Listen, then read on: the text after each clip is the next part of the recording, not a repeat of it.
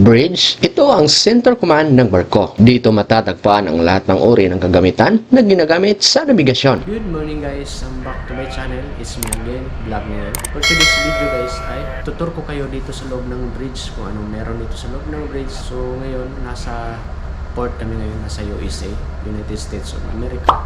Somewhere here in Port Arthur. Ginawa natin yung video na to is assassin mode kasi yung official nasa baba, nasa cargo control room. So busy sila ngayon sa communication sa pantalan. Dito yung pwesto ng duty officer guys. Dito naglalagbook ang official tuwing duty niya. Ito ang tinatawag na DGPS navigator o known sa pangalan ng GPS position. So ito naman yung ultra high frequency VHF channel 1. So, yung mga ginagamit namin na Motorola portable na radio. Ito naman yung public address PA system pag mag-announce ng bandage store o ship's clock, advance or retard. Ito yung whistle control at ito naman yung VHF very high frequency. Dalawa yan guys, kabilaan. Ito yung number 1 at sa kabila yung number 2. BNWAS Bridge Navigational Watch Alarm System, general alarm, automatic o pwede rin mag-manual. Siyempre yung AIS monitor, identification ng barko. At siyempre yung IFDIS number 1. Ito ang IFDIS number 1 namin guys. Dito namin sinisit yung cross track error o cross track distance. Anong uri ng steering, automatic or trunk control. Ibig sabihin, hindi siya lalayo sa track ng pinlat ni si Camille. X-band radar number 1. Dalawang X-band namin. Nandun yung pangalawa sa port side, yung sa captain chair.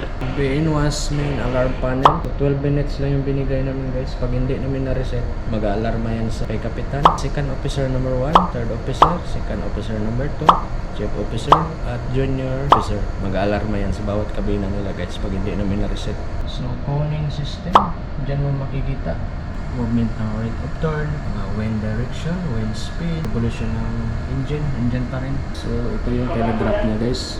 Throttle ng main engine control, autopilot knob, dalawa yung kabilaan. So dalawang rudder. So usually dito yan sinasit ng duty officer kapag mag-alter sa course. So, ito yung override lever, non-follow up override unit. Ito yung S-band radar namin guys. IFDIS number 2, VHF number 2. Nautica Aqua, copy. Ito yung watch calling panel, sound reception sa labas. May mga microphone yan sa labas guys. Control panel sa glass.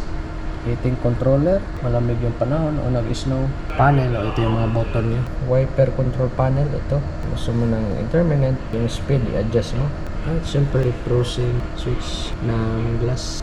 Andarin mo lang tong apat na to. Lalabas yung tubig sa nozzle. CCTV camera. Sa barko namin meron kami CCTV, proa, tsaka pupa, at port and starboard manifold. May mga CCTV camera na yan siya. Ito yung control niya. CCR may control din doon guys. Dahil LNG tayo ngayon guys, bilong tayo sa pinaka high-tech barko. Hindi nawawala itong ES. Ang ES ay Integrated Alarm System. So kapag gabi nakaan man yung makina, dito malalaman ng duty officer kung anong klaseng alarm yan. Kunyari, alarm niya is builds, engine department. Dito malalaman. Puro mga sensor yung bawat corner namin dito sa barko. Pag may detect siya ng gas, dito mag-alarma. Emergency fire pump, mga ibang uri ng pump such as bilge pump, water spray. At syempre hindi nawawala yung pinakatimon ng barko guys. Dito kami nagtitimon. Ito yung steering wheel. Ito yung gyro. Ito yung rudder angle niya. Dalawa, port and starboard. Signal light control. Iba't ibang uri ng lights. Traffic lights, not under command. Dangerous cargo light. Ito yung navigational lights guys. Port pula, starboard green, fore and aft mast headlight. Ito naman yung ilaw, cargo light, outdoor light control panel, remote panel for water-based local firefighting. Ito naman ay course recorder, starboard, course recorder sa port side. Dating table ng duty officer. Diyan yung paper chart. Usually, high-tech na yung panahon natin ngayon. Nandyan na yung IFDIS. So, i-update na lang yung ENC, Electronic Navigational Charts. I-update na lang yan. Minimize na yung using sa paper charts. Yung mga gamit, so yung mga books, chronometer, rate book, yung mga manuals. Ship's clock namin. Main engine order, printer. So, bawat oras yan, nagpa-print out yan. So, ito yung GMDSS console. Inmarsat C number 2. At Inmarsat C number 1, MFHF, high frequency and medium frequency. Yun yung pang long range namin. Dalawang printer, isa. Speed log ng barko. Ito yung number 1. Ito yung number 2. Automatic telephone. Dito mo mahuli kung sino tumatawag sa'yo kasi may history to dito guys. Dito mo makikita ang history. Ito yung echo sounder, display unit, nav text receiver.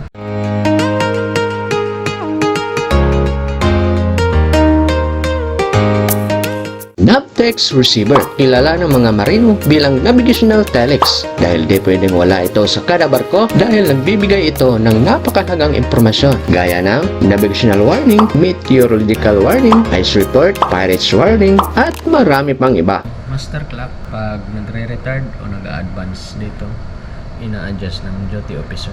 Dito sa bridge hindi nawawala yung computer. Dito nagko-computer yung duty officer. Ito yung printer. Dalawa to guys. Ito yung isa at saka ito yung isa. Yung puti.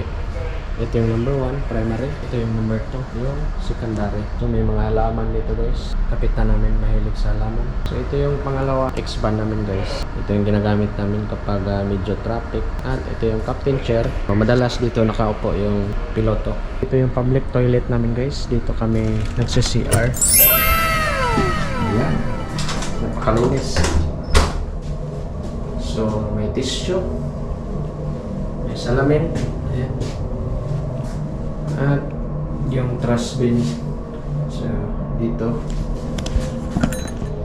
napakabago ng CR. Alaga-alaga to ng ano guys, 48. Siyempre ako. So siyempre pag nagugutom kami, nagugutom yung duty officer, meron kaming night pantry. Ito yung tubig, mineral yung tubig naman guys. Ito yung pang refill sa coffee machine, sterilized. So refrigerator, kung walang laman. Ito, maraming laman. Nandiyan yung gatas, soft drinks at saka juice. May prutas pa. Gatas hindi nawawala yan kasi panghalo dito sa latte, macchiato. Yung ibang official kasi paborito nila yan, especially yung cappuccino. Pero ako, espresso lang yun, sapat na sa akin. So ito yung coffee machine namin guys.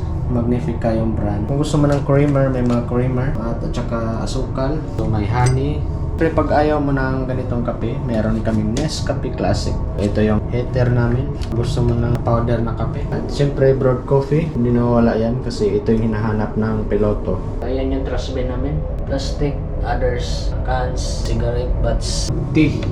Yung biscuit box. Parang tita yung lasa nito. Nutella. Pang brewed coffee ito siya guys. Paborito ito ng mga piloto, lalo-lalo na ito sa Amerika. Yung lababo namin kapag nabuhugas ng baso o kamay.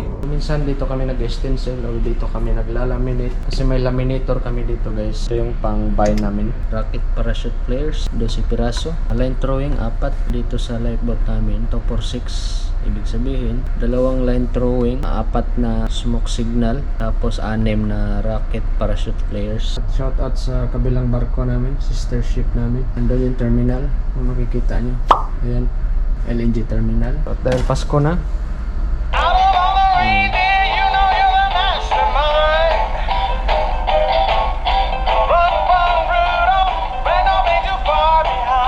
heater namin guys dito sa barko. Tatlo to siya guys, 2 port and starboard, isa doon sa pinakalikod, may heater din doon. Pinapaandar namin to pag, syempre pag malamig yung panahon. Dito yung captain chair, dito na upo si kapitan. Dito naman yung duty officer. Signaling plug, nandito yung signaling flag, characteristic niya guys, at saka inventory kung ilang piraso. For this area, counter plugs, national plugs, extra hooks para sa makukulit na fishing boat, Aldis lamp. At syempre yung battery niya. Yung battery niya is 12 volts, 10.5 ampere hour. In this area, fog and horn go, megaphone, sextant. At ito yung sextant namin for sighting celestial body. Halyard, ginagamit sa pag-hoist ng plug in case kung may maputol, mapapalitan ka agad.